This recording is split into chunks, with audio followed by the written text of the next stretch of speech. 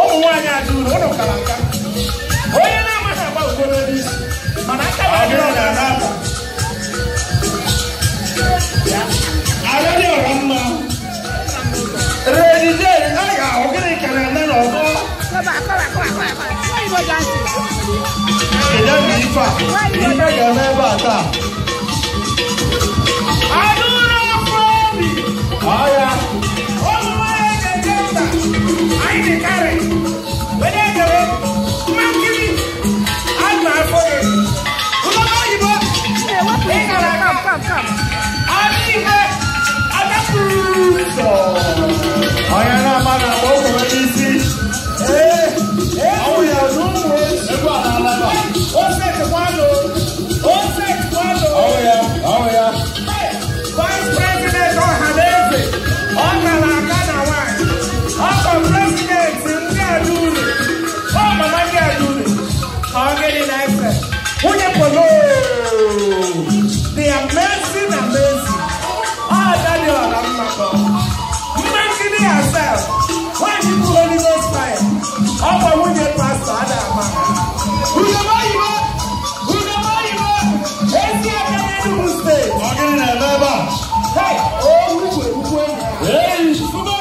Atapuso. Oh, why are you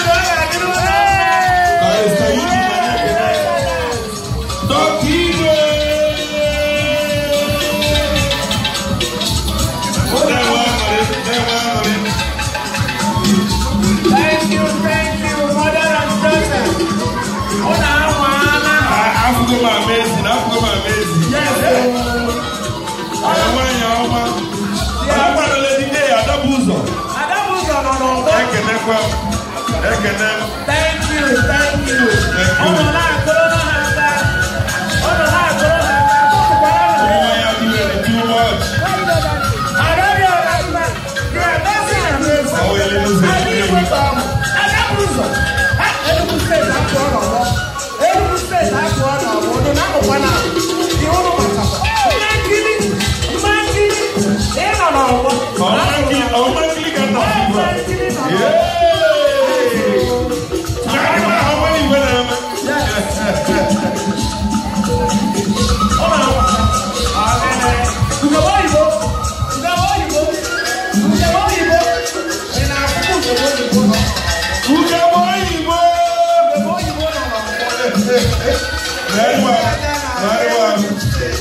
Mariwa, Owoni, Ugebo Iwowelu.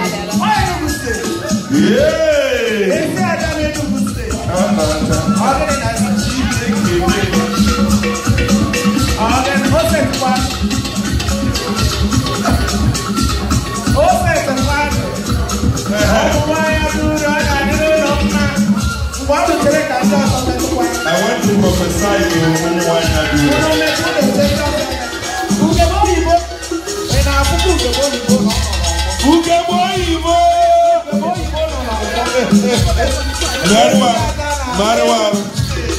Mariwa, Owoni, Ugebo Iwowelu.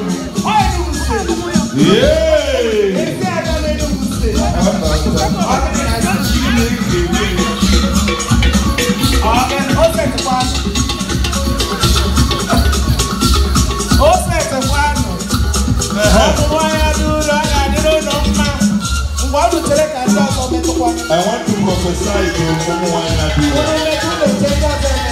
I am prophesying to them.